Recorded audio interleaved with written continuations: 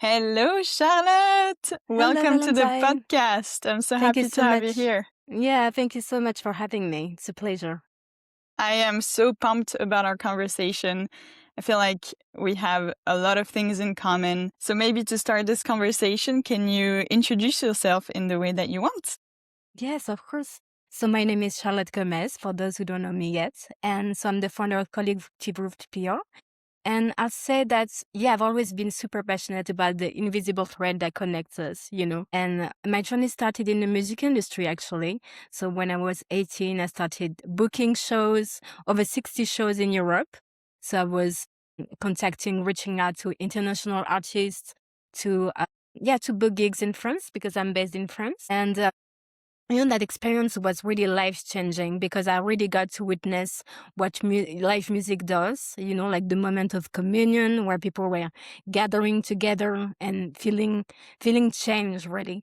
And yeah, it was an amazing experience. And then a decade later, when I was struggling with chronic symptoms, I found the same thing, the same invisible thread where people were gathering to find answers that the surface world, didn't have language for. So that collective resonance really, yeah, led me to create Collective Roots later. And yeah, I think that's how I want to introduce myself. It's awesome. And I love how, when you ask this question, people go in different directions, like you can introduce yourself by your work, by your hobbies. I like that you introduce yourself in a kind of philosophy of life, like Mm, this interconnectedness between people. I really love that. And I feel the same way. thank And you. in a way also on social media, like people are connected. Sure, we are divided Mm, into different types of algorithms, but we're mm. all wanting, I guess, to connect to other people, which is why we create those platforms. Can you tell us more maybe about Collective Roots PR and the type of work that you do on a daily basis? Yeah. Yeah. And I love the metaphor of trees. Well, as you can tell, I love trees and forest and because I really believe, the trees, they are connecting through like the root network, like they are passing nutrients.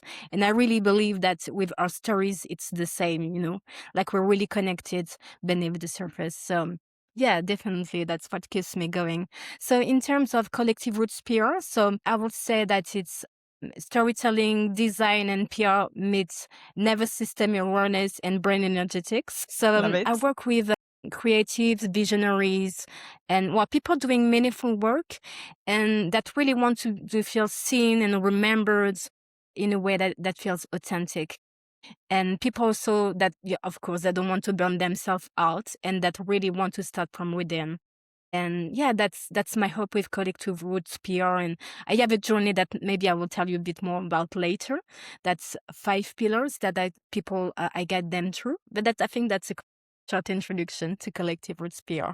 Yeah, that's awesome. And what a, what, I guess I'm interested to know also like what observations you made in your line of work before, like in PR, in digital marketing, that brought you to the conclusion that we needed to create from a place of like connectiveness and also rooted in our seasons. We'll come to it as well. But like, yeah, what was kind of the yeah things you saw or the maybe parallel between like the needs of people that needed to be online or show their work and promote their work, but also like this creativity gap or like in the seasonality that our bodies function usually. So yeah, what was your journey into that?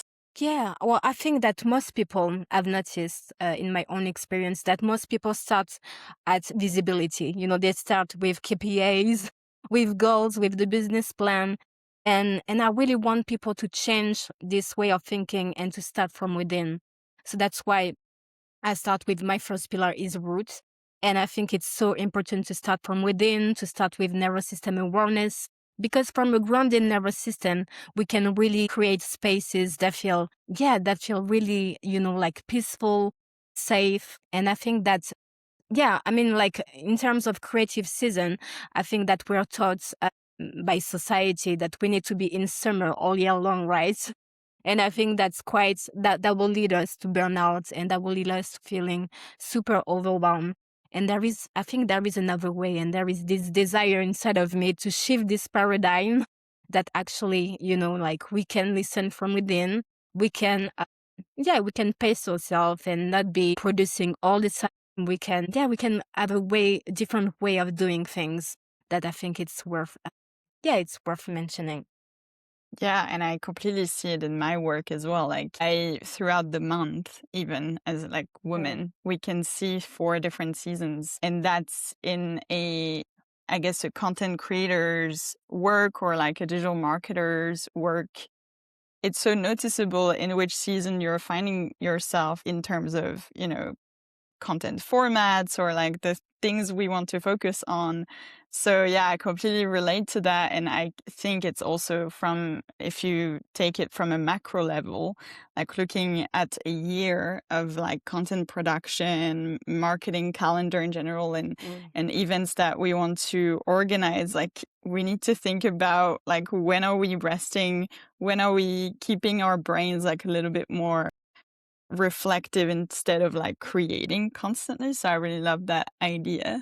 Before we dive into more of like the different seasons and the really the work that you do with creators and visionaries and change makers to make sure that that creative process is more grounded, can you tell us, in your opinion, what's the difference in the types of projects or content that we're seeing between something that's well marketed and something that's Mm. deeply rooted?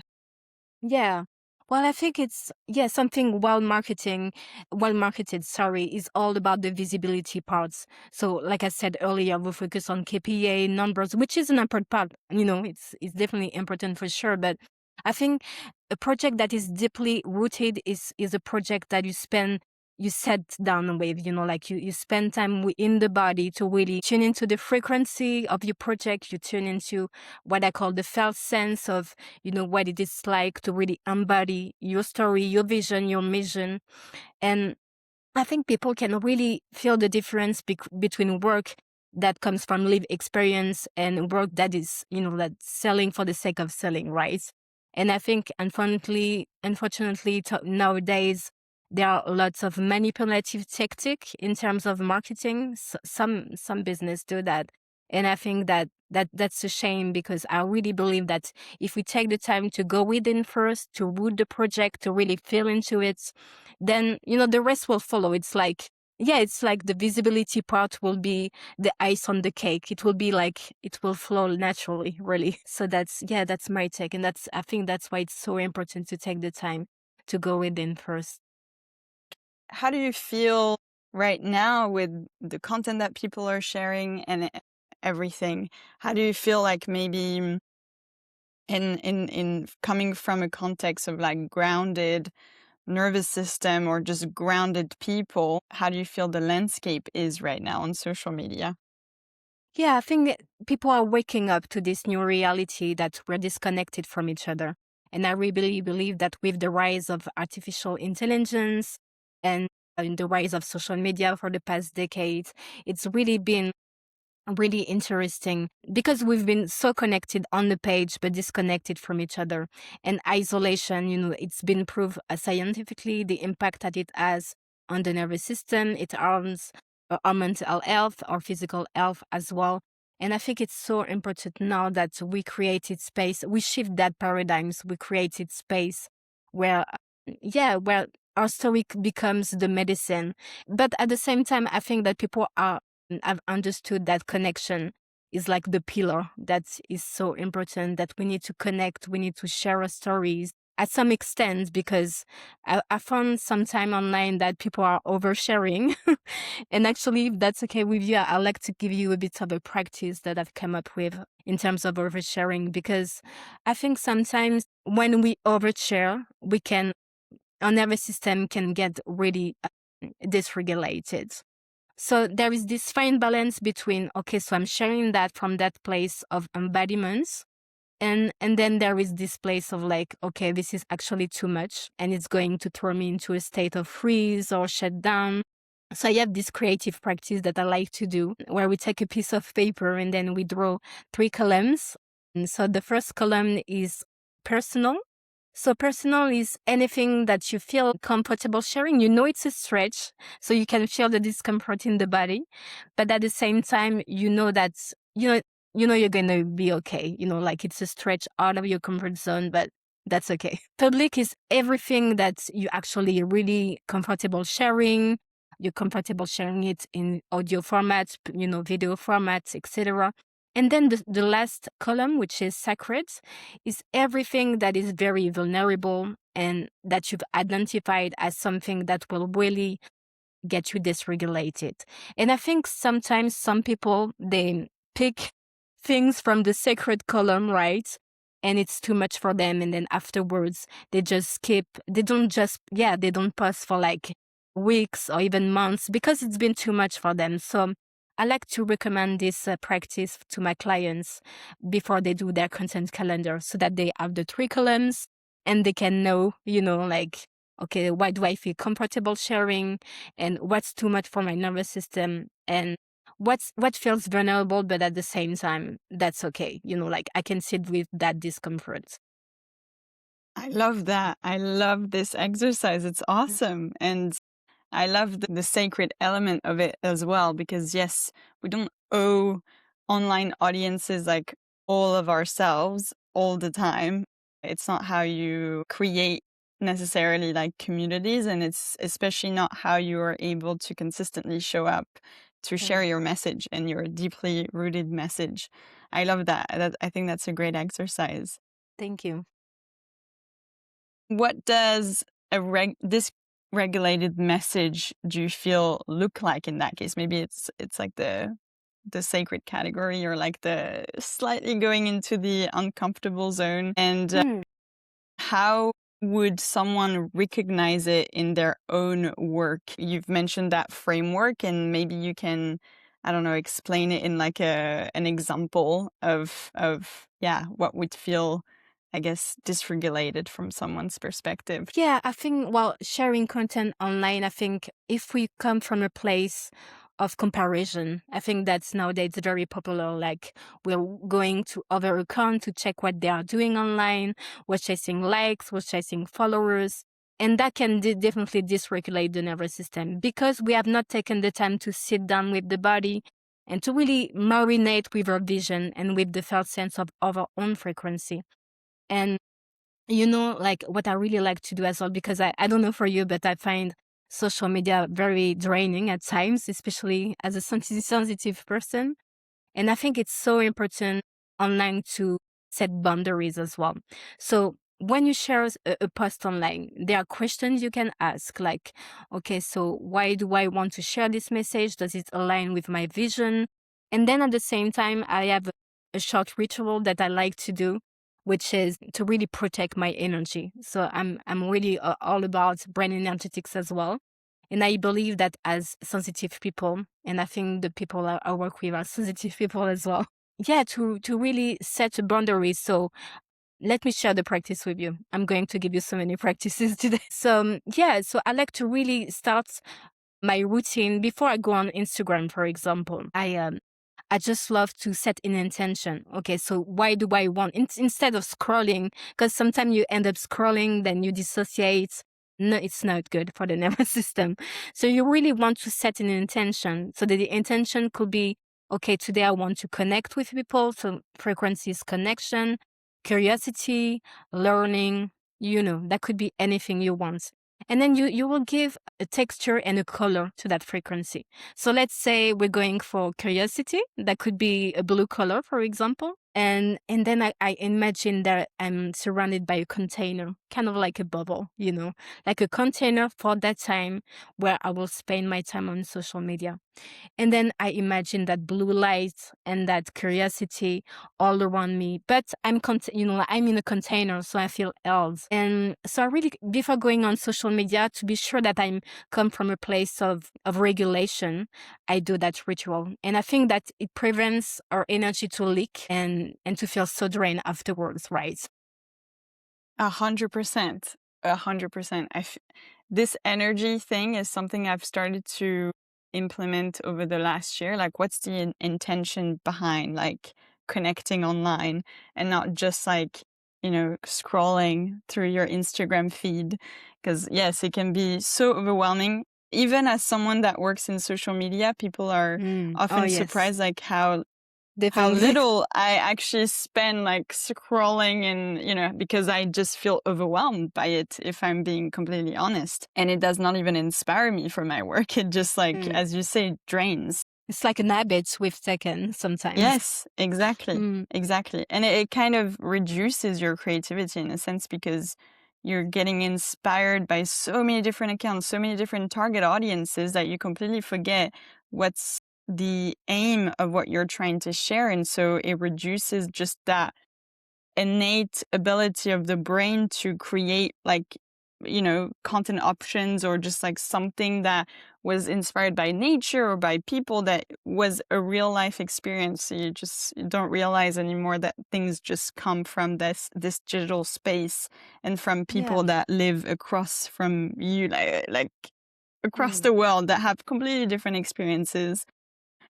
So I really love those ideas of setting an intention and putting it into colors as well. I love that Yeah. for And I've creative noticed people. Yeah, exactly. And I've noticed something as well I wanted to mention is that I'm seeing this more and more online is that before we tune in, we actually turn to and artificial intelligence, unfortunately. I'm not against an artificial intelligence. I think it's such a fantastic tool. But I've noticed that people become so disconnected from their own voice and from their, like creative expression that they actually go to like the artificial intelligence platform to get some ideas, whether than, the ideas are like from within, then like your stories has so many possibilities for you to create from. Maybe the trap that maybe we don't need to fall into is to really reconnect with our inner voice, inner creative expression, so that we don't become dependent and that the technology doesn't swallow our depth. That's really my concern at the end of the day. Yeah.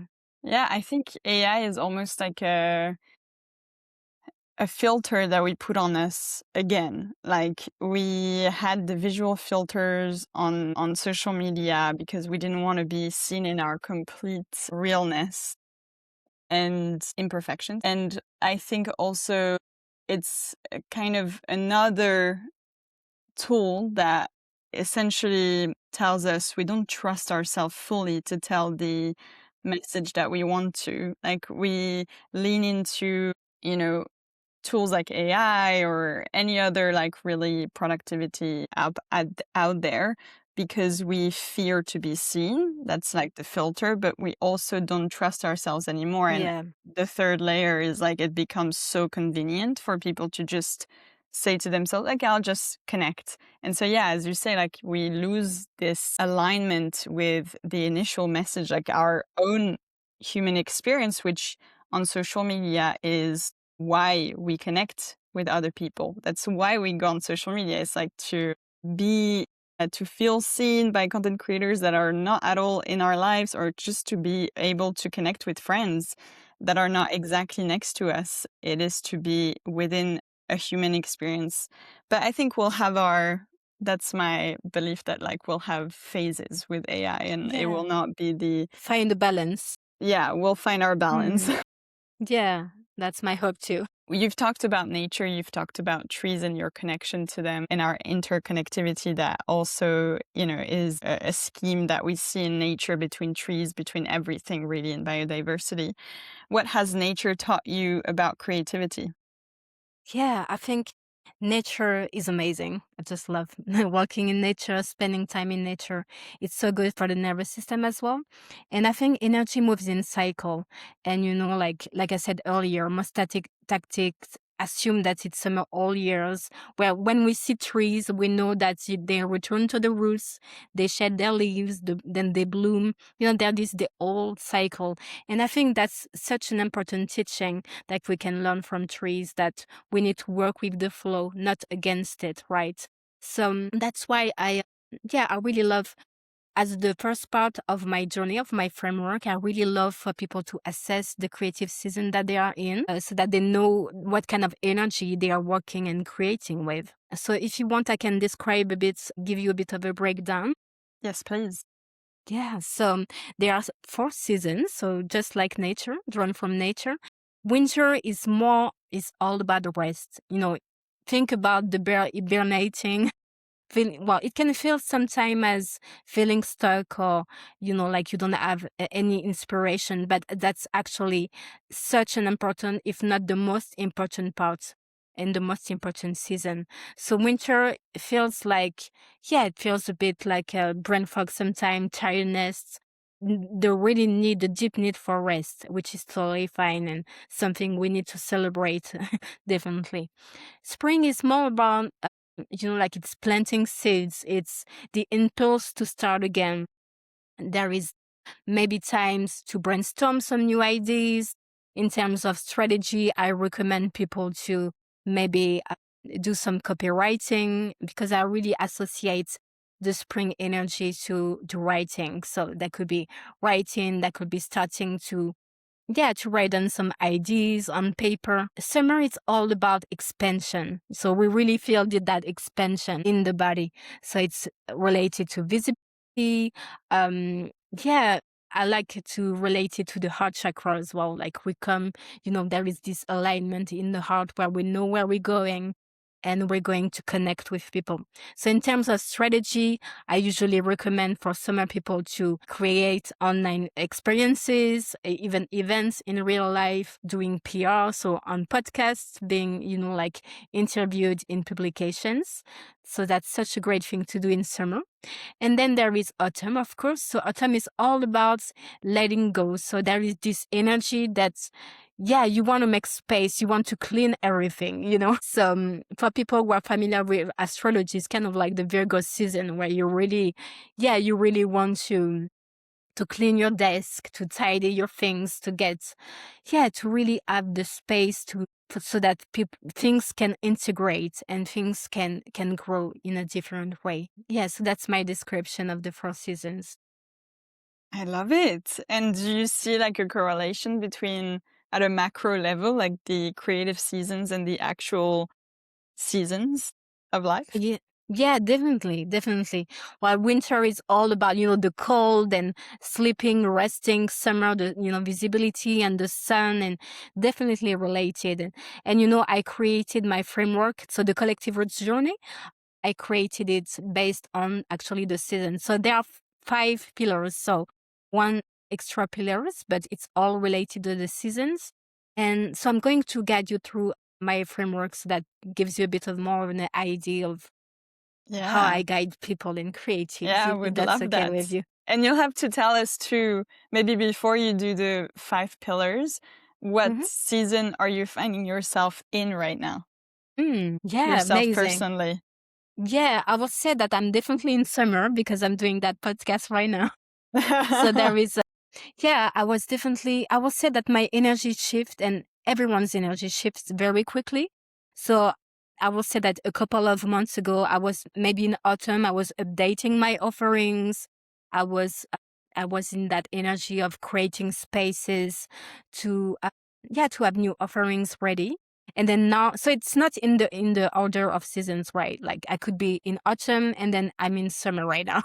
So it doesn't follow the natural seasons. But yeah, I would say definitely when you have this energy of visibility, I feel ready. I feel this expansion in my body. Then you can go on podcasts, you can do interviews because you have the energy available. I'm not saying you don't have that energy in other seasons, but I will say maybe it's easier when you're in your creative season of summer.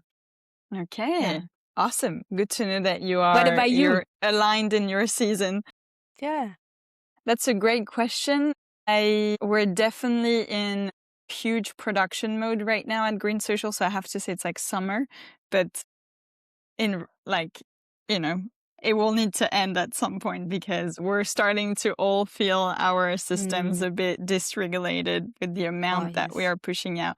But we're still very happy. Like it is the right season for us, definitely after quite a few months of like as well winter and autumn and yeah, even spring. I have to say it kind of followed the natural seasons for us since like October, November last year.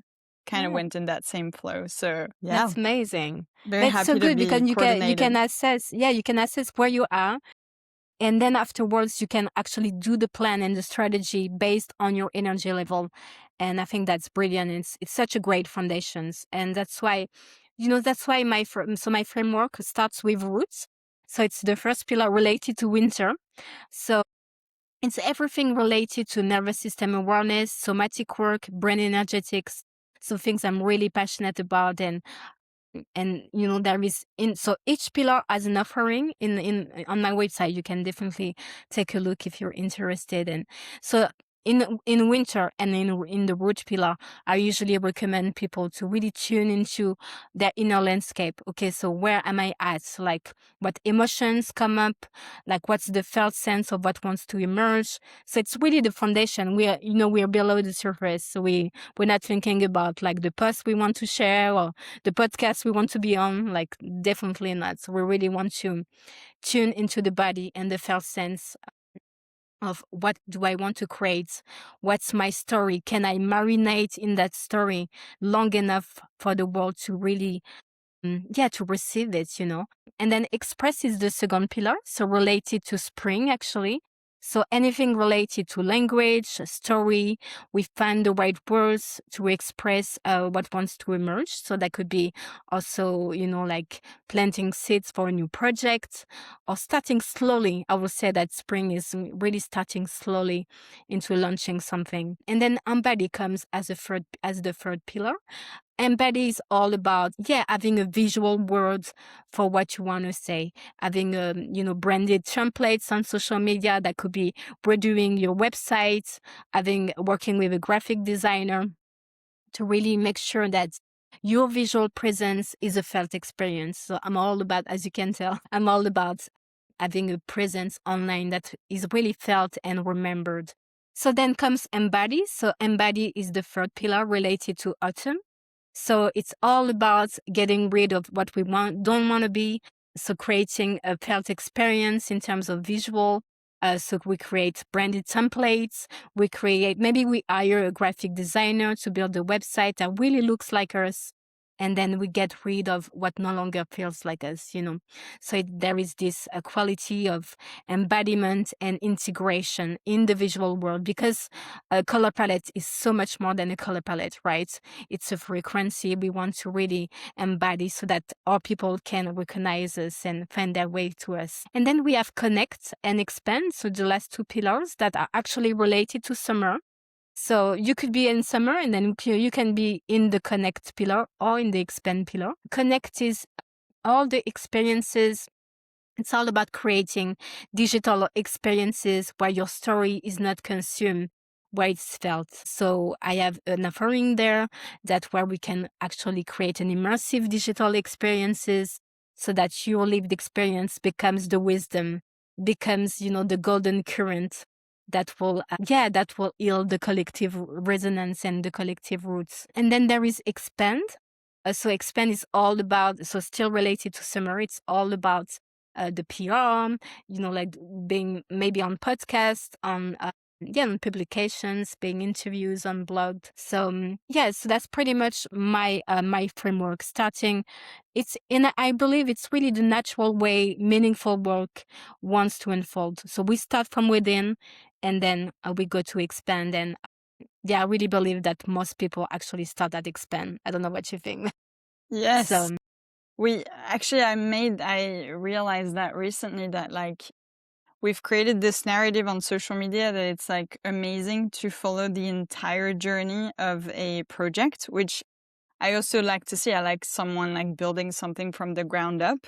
But what often happens, I find, with accounts that do not find this resonance in their audience, or, that just are posting without strategically thinking, is that they're missing like these foundational phases of the process, like the root, the express, the embody, they're missing those parts, and they jump immediately into like the marketing side of things, which is like once you've got your deep understanding of what you want to propose, what you want to say, what you want to embody, there's a misalignment, or at least like this belief that marketing needs to come first. Like you need to just jump in. I'm saying It's as marketing. if like, the visuals or the copywriting is like the byproducts, and then we Yeah, don't focus on like the main thing. Rather than if we focus on connection, tapping into the frequency of a project, everything will come naturally. yeah, Like, like that will follow. Yeah, that will be natural. yeah. It's definitely something I see, and it's one of the reasons Mm, why sometimes I don't accept projects on, because the desire is just to like go immediately into content production when the baseline of a project mm, is not there. So yeah. I'm interested to know, like in terms of the work that you've done with some founders and visionaries, where do people get stuck usually in that cycle, or what are the, I guess, observations that you've made of like not being able to complete accurately and in a natural way, like these different phases? Yeah, I will say that people don't see the potential of what it's like to share your story because they have understood that connection is important. And I think nowadays, like it's being, like it's being seen online that we need to connect, we need to create a bond with people. But they haven't grasped the concept of like collective resonance at times. And I think it's so important that we can sit with our story and then extract the wisdom so that can become the medicine for other people. We see the world through our own prism, and I think it's so important that we get to share our own vision of the world. And so to give you a bit of an understanding of what collective resonance is, so I'm going to give you a fictional example. Let's say a character is called Sophie. She had like a corporate job and she felt super burnout. So she decided to step away from that job. And then she created a coffee shop where she really want people to connect with the importance of slowing down, of pausing and avoiding overstimulation. So collective resonance and an experience we could create in the connect pillar could be a digital experience where we extract that wisdom that she holds inside of her, so that people can relate and it really echoes in their system. And I think when people feel seen and when we create spaces where people feel like they belong and like, oh, I'm not alone, like I've been through that, I've been through burnout as well, etc., then people will get this sense of warmth in the body, of peace, of like I'm not alone, and actually there is someone else that has lived through it and that can help me. So that's an example of collective resonance, extracting your wisdom, the lesson learned that you've integrated, and creating an experience that is not consumed but lived by the people that is meant to find you. I love this. Thank you for sharing an example like that. I love how in these podcasts, every time that we say the word extracting, it's not about Yes. extracting resources. It's about like Mm, extracting a wisdom or extracting a yeah. human experience that we can Kind share. of like a scientist of like, Yeah, I absolutely love this. Mm, Thank you so much for sharing. thank you. If someone is in this situation where they have felt like they need to bloom the entire year, what are the first steps, or like what are your practices or tips so that they can really ground themselves again in a certain phase to have even more resonance with for the projects that they're working on? Yeah. I think I want to start by saying I'm so sorry. You must be super exhausted, and you can rest now. I think it's so important. We are not machines, and really need to tune into our body and our nervous system, and that's not the way to live in summer all year for sure. There is a creative ritual that I love doing that is called Find Your Path. And so if you love Pinterest, so you actually intuitively collect let's say 20, 30 images that you really feel drawn to. So don't intellectualize. You'll just like pick intuitively the images you feel drawn to. And then afterwards, you will find yourself in front of the boards with so many images, and you will start to see that there is a pattern. There are symbols that are repeating, and they're in the same color. Let's say yellow is really present. And I love this exercise because it really allows us to see what our inner landscape is saying. Like, why do I need? What am I struggling with? It's such a great practice to really see, okay, so why am I feeling stuck? Like, why does my system want to say? Why?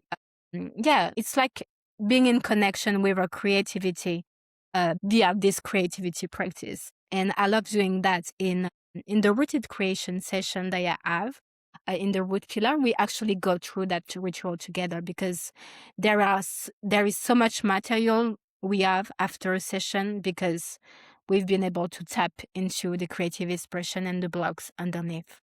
That's awesome. Thank you. Thank you for your wisdom on this. I think a lot of people will relate to being tired after, feeling like they need to be in the summer season. It's not even sometimes feeling like they need to be, but because just we've built Yeah. entire systems and work patterns where it is just a matter of like Mm, when you work and when you're off work.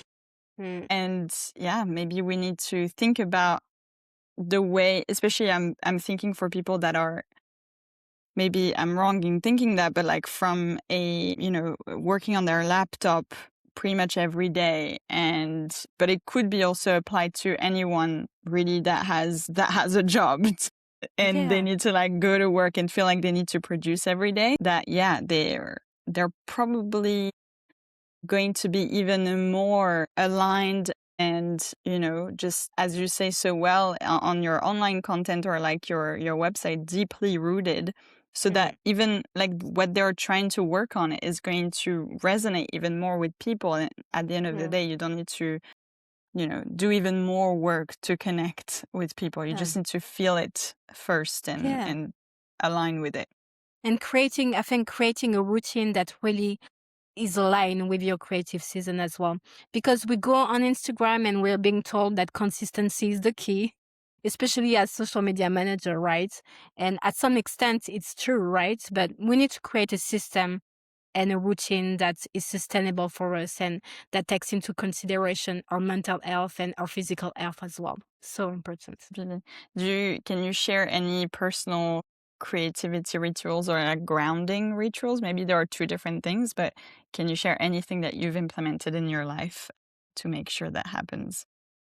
Yeah, well, I would say that's definitely the Find Your Path practice is something that I do. So definitely that one. It's something accessible to anyone. You can go on my Instagram page where I describe what it's all about as well. So yeah, and I think there are actually, yeah, let me plug gently the quiz because as you assess your creative season, you'll receive like guidance by email on what kind of rituals you can do, um, and the reflective prompt. I think it's so important. I love journaling. I don't know for you, but I think it's such an important tool. Yes, It's one of amazing. my biggest practices is to journal. I just love to Amazing. write, and especially write when it's from a place of just introspection and, yeah, analyzing what may have happened that, put me on a certain path in my feelings and things like that. Mm, I think that's one of the things that I've implemented that has radically changed how I just view my life and view my mm. work I and agree. view myself as a whole. Yeah. That's amazing. Amazing. And I think, I really think that when we blend, when we open to learn more about brain energetics as well, and the nervous system work, the somatic work, in my own experience, somatic experiencing, so that's the name of the modality, has changed my life. So I'm using all of that, like every day and to tune into my body, like the ritual I told you about the container, something I came up with to really, yeah, to prevent myself from feeling drained online, etc. So these are small rituals that you can implement based on your creative season.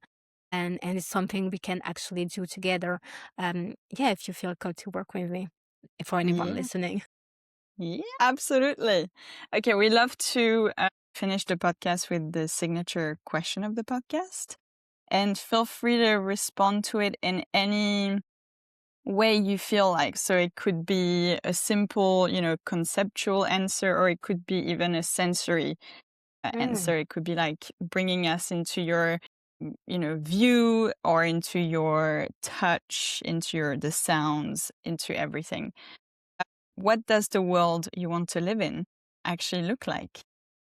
Love that question. I think there is a sense of slowing down in the body, where we listen to the sound of birds before the sound of notifications. And it's a world where we don't want to create spaces that feel like windows into perfect lives, but feels more like spaces, that feels like a fire we can gather around, like our ancestor did.